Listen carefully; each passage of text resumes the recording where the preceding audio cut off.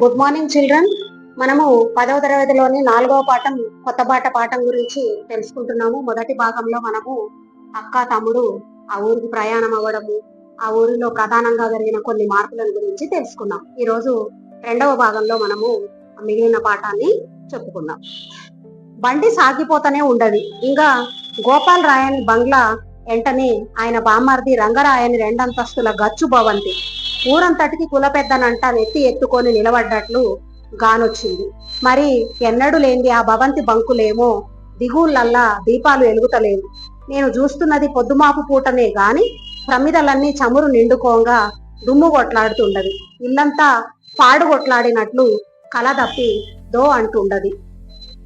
ఎందుకో అంట అనుమాన పడుతుండగానే మావోడు పెద్ద పులిని ప్రాణాలతోటి పగ్గాన వేసిన కుషాలుతోటి ఇంకా బండి ముందుకు సాగుతూ ఉంది. ఇంతకుముందు మనము గోపాల్ రాయని బంగ్లా అని చెప్పుకున్నాం కదా. ఆ గోపాల్ రాయని బంగ్లా తర్వాత ఆయన బావమర్ది రంగరాయని రెండంతస్తుల గచ్చు భవంతి ఉన్నది. అది ఎలా ఉండేదంటే ఆ రోజు ఊర్లో అన్ని చిన్న ఇళ్ళు ఉంటే ఇది మాత్రం రెండంతస్తుల ఇల్లు పెద్దగా కనిపించేది.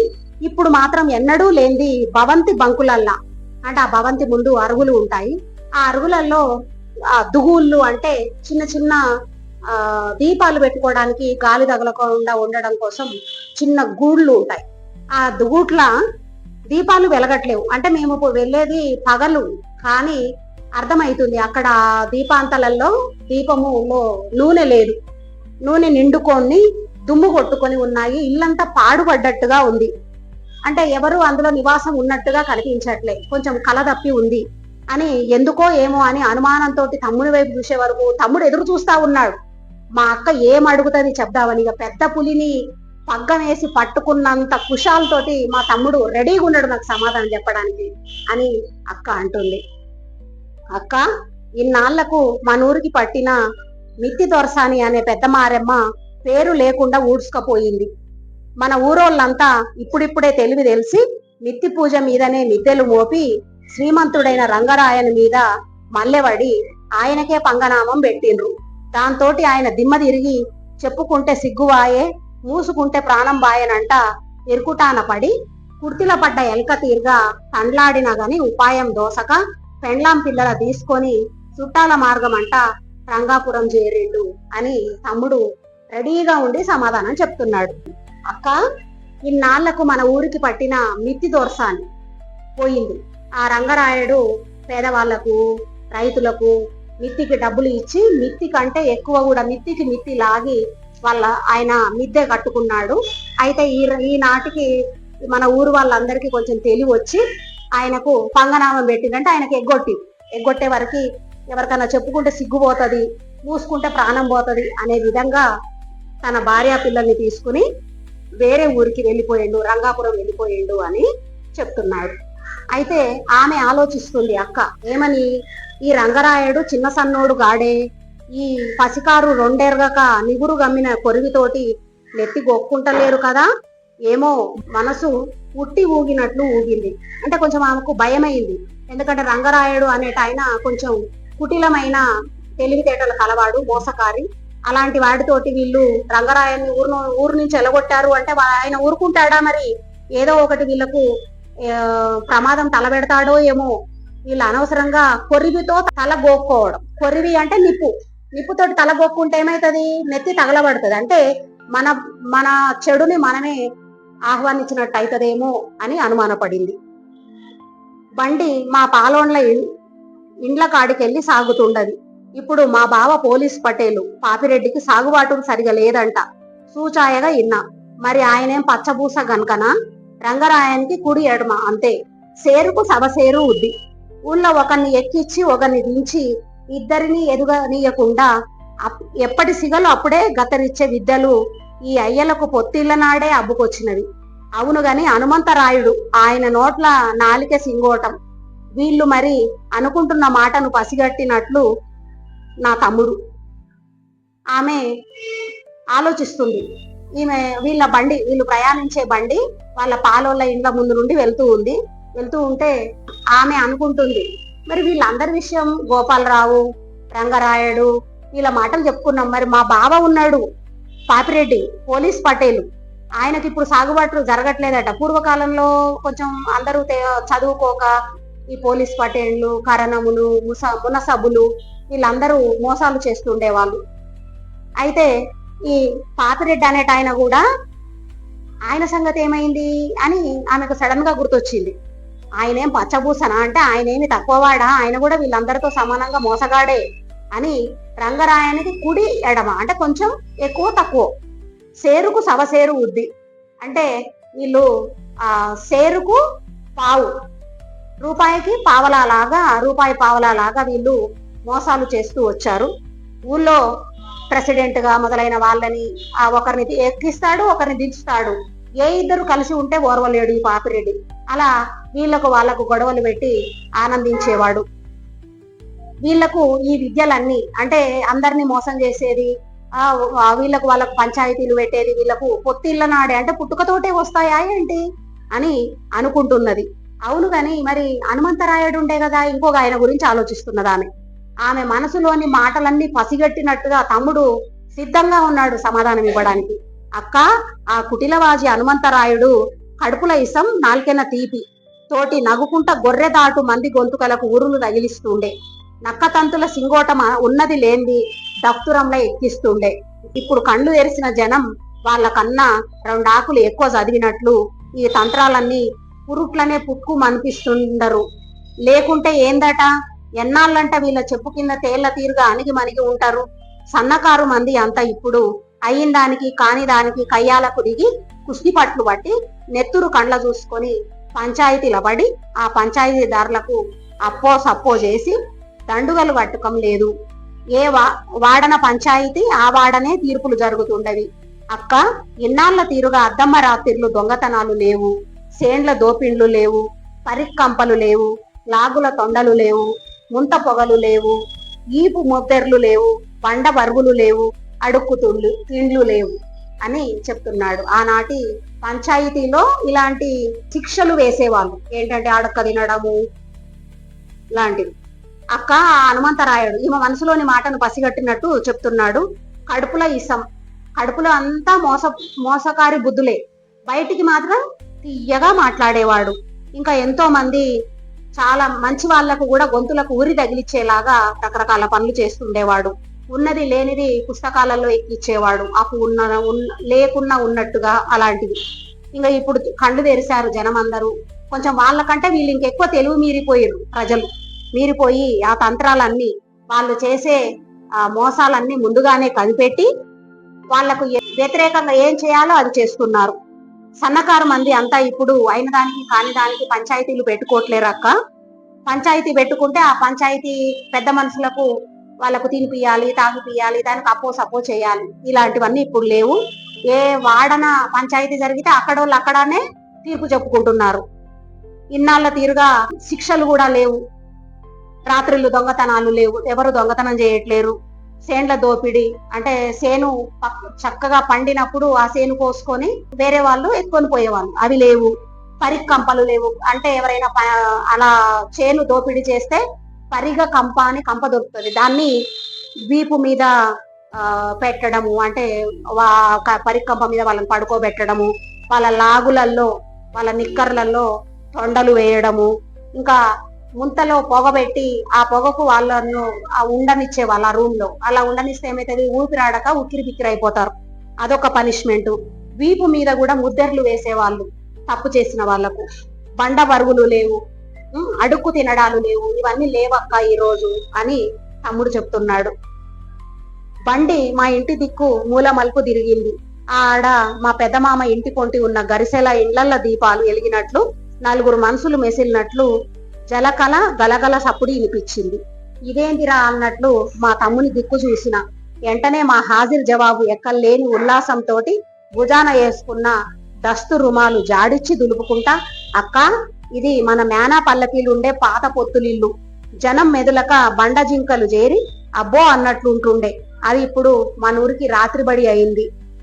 మేమంతా కలిసి ఈ ఊర్లో ఎవరి పెండ్లిళ్ళైనా గాని, ఎంత మోతెబరి కర్ణప్ పటేండ్లైనా వాళ్ళ పెండ్లిళ్లకు మనుషులు మోసే మేనా పల్లకీలు రాకూడదు సంబురానికి మెరిమెన చేసి పగటి దీపాలు వెలిగించి ఊరంతా మెరిచిన మెరియని ఊరేగింపులు తీసే మగ్దూరు లేదు అంట కట్టడి చేసినాం. ఇంకా మన పెత్తాత కండ్లు నిప్పుకలు సెరుగంగా చేసేది లేక తామసం నింపుకొని పన మీద చెమటలు చిన్న పంచెతోటి తూర్చుకుంటా బుస్సు బుస్సు మంటుండగా మేమంతా ఈ పాత సవారీలను భద్రంగా గుమ్ములు ఇంట్లో అలంకారాలోలే ఏళ్లాడగట్టినాం అని చెప్తున్నాడు. బండి వాళ్ళ ఇంటి వైపు మలుపు తిరిగిందంట, మూల మలుపు. అక్కడ పెద్ద మామ ఇంటి వైపు, వీళ్ళ పెద్ద మామ ఇల్లు ఉన్న వైపు పక్కన ఇండ్లల్లా దీపాలు వెలుగుతూ కొంతమంది మనుషులు తిరుగునట్టుగా కనిపించింది. ఇదేంది అన్నట్టు మా తమ్ముని వైపు చూసే వరకు ఆ తమ్ముడు ఎప్పుడెప్పుడు అక్క ఏది అడిగితే సమాధానం చెప్పాలని చూస్తున్నాడు. వెంటనే తన మీద ఉన్న దస్తిని దులిపి మళ్ళా భుజం మీద వేసుకొని చెప్తున్నాడు, అక్క అది మన మేనా పల్లకీలు ఉండేవి పూర్వము. పెళ్లిళ్ళు అయితే పెళ్లి పిల్లగా అన్ని ఊరంతా ఊరేగిచ్చేవాళ్ళు ఆ పల్లకీలో. ఆ పల్లకీని నలుగురు మోయవలసి వచ్చేది. అయితే ఆ పల్లకీలు ఆ పాత ఇంట్లో పెట్టేవాళ్ళట. అయితే ఆ మేనా పల్లకీలను తీసి గుమ్ములు ఉండే ఇంట్లో పెట్టిండ్రంట. గుమ్ములు అంటే మామూలుగా వ్యవసాయదారుల ఇళ్లలో ధాన్యం పంట పండి వచ్చినాక దాన్ని పోయడానికి గుమ్ములు ఉండేవి. రూముల్లాగా పెద్ద పెద్ద వెదురు తడకలతోటి అట్లా ఉండి అట్లా తయారు చేసి ఉండేవి గుమ్ములు. అంటే ధాన్యాన్ని భద్రపరిచేవి అవి. ఆ ఇంట్లో పెట్టామక్క మేనా పల్లకీలు. ఊర్లో మేము ఈ మేనా పల్లకీలు ఉండే ఇంట్లో రాత్రి బడి పెట్టినాం. ఊర్లో చదువుకోని పెద్దవాళ్ళు ఎవరైతే ఉన్నారో వయోజనులు అక్కడికి వెళ్ళి చదువుకోవచ్చు. ఇంకా ఊరంతా ఎవరి ఇంట్లో పెళ్లిళ్ళు అయినా సరే, వాళ్ళు ఎంత రైతు గాని మోతుబరి పటేండ్లు అయినా సరే, వాళ్ళ ఇంట్లో పెళ్లి అయితే మాత్రం మేనా పల్లకీలు మోసేది లేదు. ఒకవేళ వాళ్లకు బాగా డబ్బు ఉంటే ఊరంతా లైట్లు పెట్టుకొని చక్కగా ఊరంతా మెరిపించని, కానీ మేనాలు పల్లకీలు ఉపయోగించొద్దు అని ఒక పద్ధతి తీసుకొచ్చినాం అక్క. ఇంకా మన పెద్ద తాతకేం అది కోపం వస్తుంది, మనము పటేండ్లము పల్లకీలలో ఊరేగాలే, మీరు ఇది లేకుండా చేసిరని ఆయనకు చాలా కోపం వచ్చింది. కానీ ఆ కోపాన్ని దిగమింగుకొని తన చిన్న పంచెతోటి ఆ వచ్చిన చెమటలు తుడుచుకుంటూ వెళ్ళిపోయాడు. బుస్సు బుస్సుమని కోపంగా వెళ్ళిపోయాడు అని తమ్ముడు చెప్తున్నాడు. బండి మా ఇంటి కమాను ముంగల ఆగింది. గజ్జల సప్పుడు ఇని ఆ చుట్టుపక్కల పిల్లలంతా ఉరుక్కుంటొచ్చి చుట్టుకున్నారు. ఈ పిల్లలు ఇన్నాళ్ల తీరుగా ఈసురుమంట లేరు. ఇప్పుడు సీముడి ముక్కులు లేవు, సింపులు లేవు, సీరపేండ్లు లేవు, ఓరగాళ్ళు లేవు, ఉడ్సు కండ్లు లేవు. పిల్లలందరూ దోస పండ్లోలే, ఉంకు చెండ్లోలే కలకలలాడుతుండరు. వాళ్ళ ఇంటికి వచ్చి ఆగింది బండి ఆగంగానే ఆ బండికి ఎడ్లుంటాయి కదా, ఆ ఎడ్ల మెడకు కట్టిన మువ్వల గజ్జల సప్పుడుకి, గంటల సప్పుడుకి చుట్టుపక్కల ఉన్న పిల్లలందరూ ఎవరో కొత్త వాళ్ళు వచ్చారు అని పరిగెత్తుకుంటూ వచ్చారు. ఆ పిల్లలందరూ ఎలా ఉన్నారట, అంతకు ముందులాగా బలహీనంగా లేరు, చక్కగా నిగనిగలాడుతూ పండులాగా ఉన్నారు. దోస పండ్లు ఎలా ఉంటాయి నిగనిగలాడుకుంటా, అలా ఉన్నారు. ఉంకు చెండ్లోలే ఉన్నారు. అంతకుముందు ఎలా ఉండే వాళ్ళంటే పిల్లలు చీముడి ముక్కు గారుతూ ఉండేది, ఆ నెత్తి అంత చక్కగా దువ్వుకోక నెత్తి అంట్లు కట్టి ఉండేది, ఇంకా పేండ్లు పడి ఉండేది, బట్టలు సరిగ్గా ఉతుక్కోక సీర పేండ్లు అని ఆ సిల్వర్ ఫిష్ అంటారు, అట్లాంటివి కూడా బట్టలలో ఉండేవి.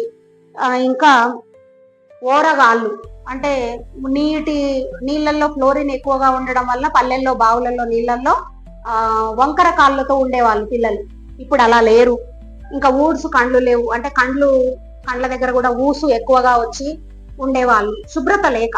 ఇప్పుడు అలా లేరు. పిల్లలందరూ చాలా శుభ్రంగా చక్కగా పండుల్లాగా చూస్తే ముద్దు పెట్టుకునేలాగా చక్కగా ఉన్నారు అని అంటుంది అక్క.